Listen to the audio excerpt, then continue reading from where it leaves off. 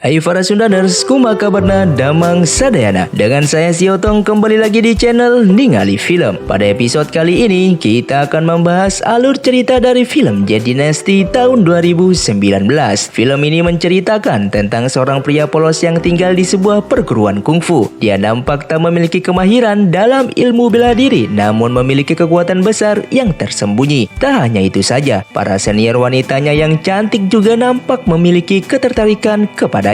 Untuk teman-teman yang suka dengan konten di channel ini, jangan lupa subscribe dan nyalakan lonceng notifikasinya. Dengan begitu, kalian tidak akan ketinggalan dengan video terbaru di channel ini. Dan tidak usah berlama-lama lagi, mari kita mulai ceritanya.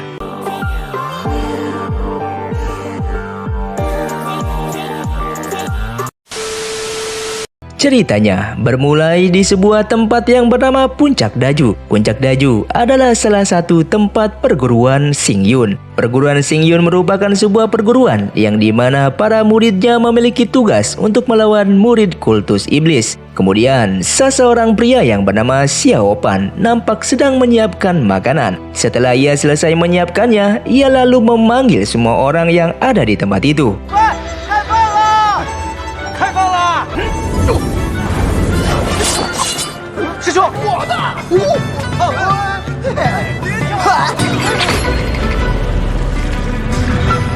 Setelah semuanya berkumpul, guru mereka yang bernama Tian menanyakan tentang ilmu kungfu Xiao Pan. Tian lalu mencoba mengetes kekuatan kungfu milik Xiao Pan.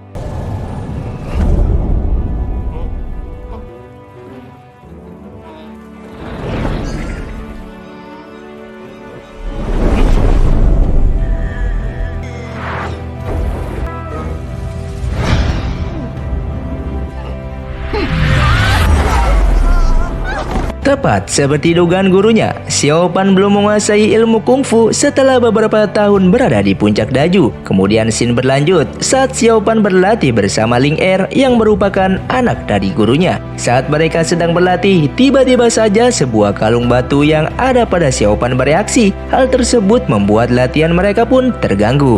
Xiao Pan berkata pada Ling Er bahwa ia teringat dengan orang tuanya yang telah meninggal. Ling Er lalu membawanya kembali ke kampung halaman Xiao Pan. Setelah mereka sampai di desa tersebut, kita diperlihatkan sebuah kilas balik yang menceritakan tentang desa tempat asal Xiao Pan. Dalam kilas balik itu, Xiao Pan bersama temannya yang bernama Jingyu akan pulang ke rumah setelah mencari kayu bakar di hutan. Namun saat mereka sampai, mereka melihat kilatan petir yang menyambar di antara perumahan. Tak lama kemudian, mereka dikejutkan dengan pertarungan antara dua orang pria. Mereka terhempas karena pertarungan dua orang pria yang tadi dan membuat keduanya tak sadarkan diri. Di malam harinya, Xiao Pan telah sadar dan ia kembali menyaksikan pertarungan dua orang pria yang tadi.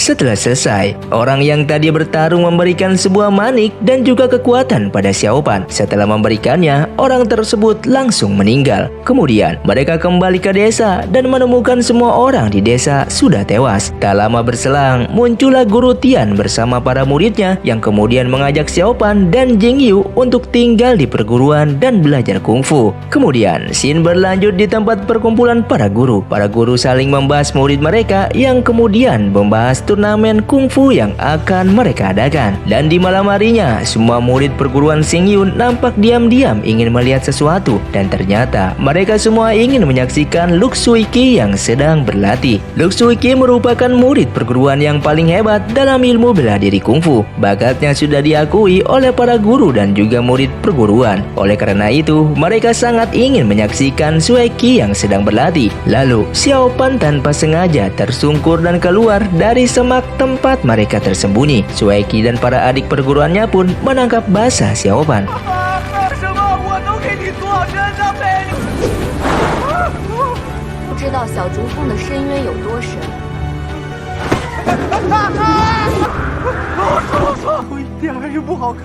Kemudian Sueki menghukum Xiao Pan dengan memberikan semut gatal pada Xiao Pan. 是丧尸虫，快把老七抬回去！快，走走走！陆雪琪也太难搞了。竟然师兄，这什么时候能炸完？老七快痒死了，会不会被炸成油饼啊？对，是啊，管不了。小凡呢？在烧呢。 Dan Ling Er lagi-lagi memberi perhatian dengan mengobatinya. Hal tersebut membuat perasaan yang ada pada diri Xiaopan semakin tinggi. Xiaopan telah lama menyukai Ling Er, namun ia belum bisa mengungkapkannya. Ling Zun, 事情找你。我知道你不会不理我，是吧？跟我一个凡人生什么气啊？ Di pagi harinya, Ling Er kembali menemui Xiaopan dan memberinya kitab Yu King Jing yang digunakan untuk berlatih kungfu. Ling Er lalu mengatakan bahwa turnamen sebentar lagi akan diadakan dan dia menyarankan Xiaopan agar harus sering berlatih. Saat ia sedang berlatih, lagi-lagi manik merah bereaksi dan mengganggu latihannya. Kemudian ia diganggu oleh seekor monyet yang berusaha mencuri manik tersebut.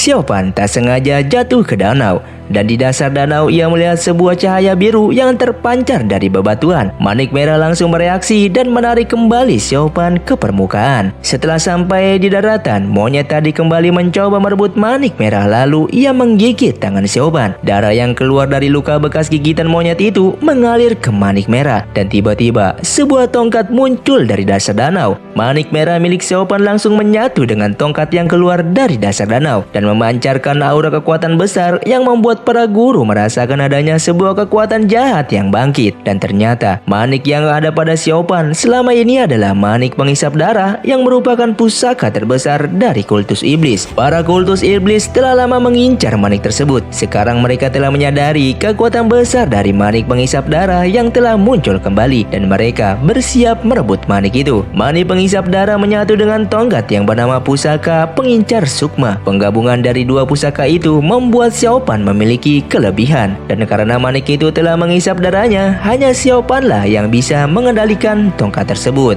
Saat akan pulang, tiba-tiba saja tongkatnya direbut oleh seorang wanita yang bernama Biao.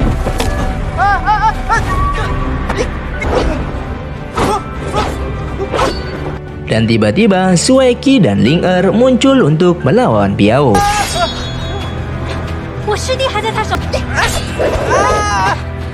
你没事吧？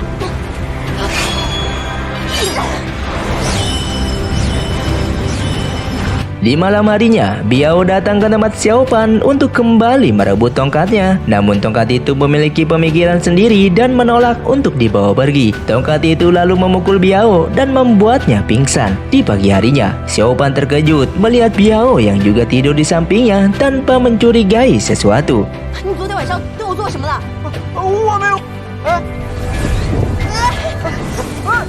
Kemudian, teman masa kecil Xiaopan yang bernama Jing Yu datang ke tempatnya. Jing Yu selama ini berlatih di puncak Longso. Jing Yu datang bersama Xiao, mengingatkan Xiaopan dan yang lainnya agar bersiap untuk turnamen. Kemudian berlanjut saat Xiaopan kembali bertemu dengan Biao di sebuah kebun bunga. Biao terlihat sedang dikejar oleh beberapa murid dari perguruan tanpa sepengetahuan Xiaopan. Biao kembali mencoba merebut tongkat milik Xiaopan. Setelah ia tak berhasil, Biao langsung pergi meninggalkan Xiaopan. Kemudian di keesokan paginya, Xiaopan tanpa sengaja melihat Ling Er sedang bersama Xiao. Hal tersebut membuat Xiaopan patah hati. Xiaopan bertemu kembali dengan Biao yang sedang dikejar oleh sekelompok orang. Namun Xiaopan mengira jika sekelompok orang itu sedang mengejar dirinya. Mereka berdua pun bersembunyi di sebuah gua dan membicarakan berbagai hal. Saat Xiaopan curhat tentang perasaannya, Biao diam-diam mencoba mencuri tongkat Xiaopan, namun ia selalu gagal.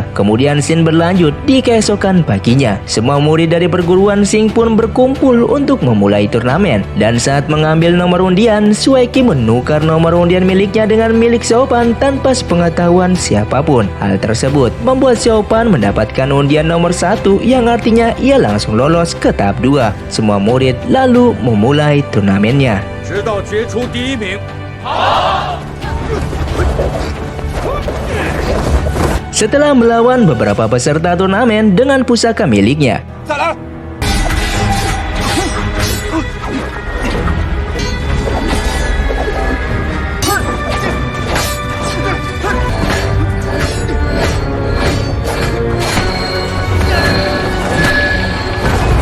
还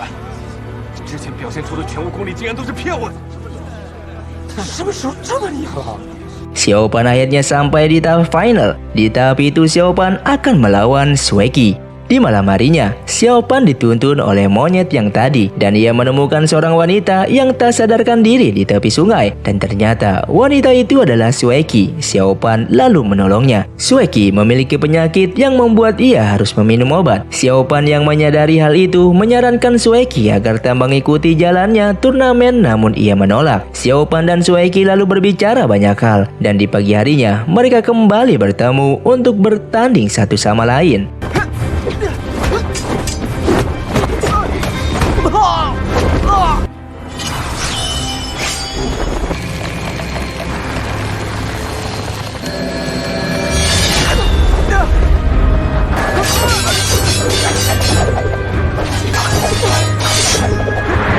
Hingga pada akhirnya, Xiaopan menahan diri dan membuat dirinya menerima serangan dari Sueki yang membuatnya tak sadarkan diri.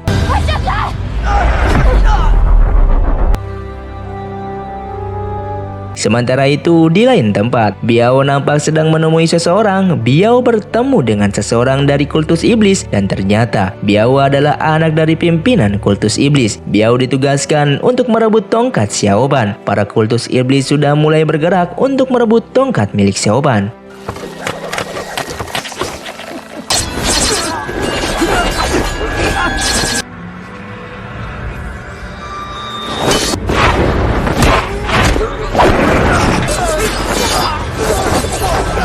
Sementara itu, para guru telah mengetahui bahwa Xiaopan memiliki pustaka manik pengisap darah milik kultus iblis yang berbahaya. Karena hanya Xiaopan yang dapat mengendalikannya, mereka berniat membunuh Xiaopan. Namun Ling Er dan yang lain memohon agar mengampuni Xiaopan dan tak lama berselang, salah satu murid melapor jika para murid yang lain telah dibunuh oleh kultus iblis. Hal tersebut mengurungkan niat mereka untuk membunuh Xiaopan dan membawanya untuk ditahan.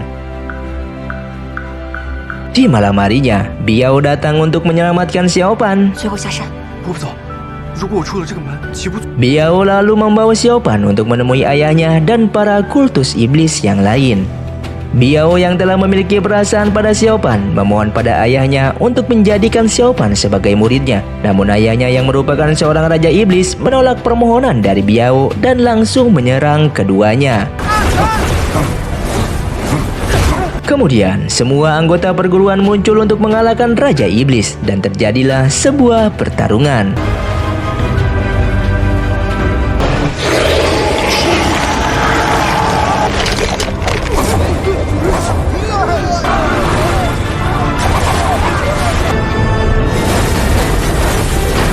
Sueki dan Ling Er langsung melawan Biao dan pada akhirnya Biao terkena serangan dari Sueki.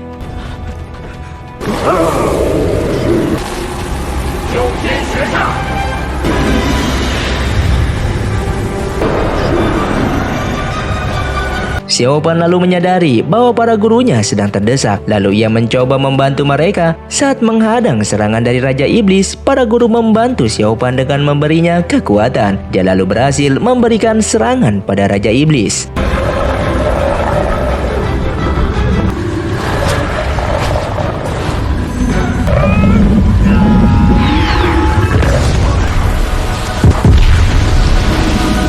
Karena merasa terpojok, Raja Iblis mengatakan sesuatu pada perguruan yang pada akhirnya ia melarikan diri. Xiaopan mendapatkan kekuatan dari 3 sumber yang berbeda dan berhasil menggabungkannya. Kekuatan itu berasal dari para guru, Raja Iblis, dan juga dari tongkat pusaka. Karena telah mendapatkan kekuatan besar, Xiaopan kehilangan kesadaran dirinya dan menyerang para guru.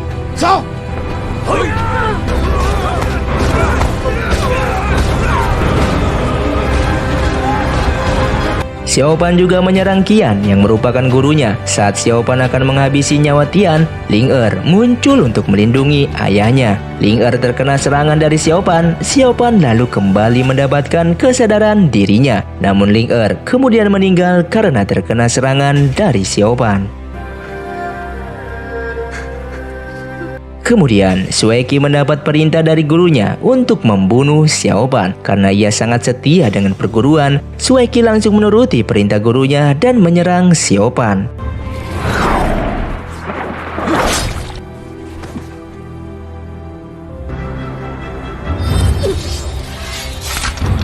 下辈子别做我徒弟。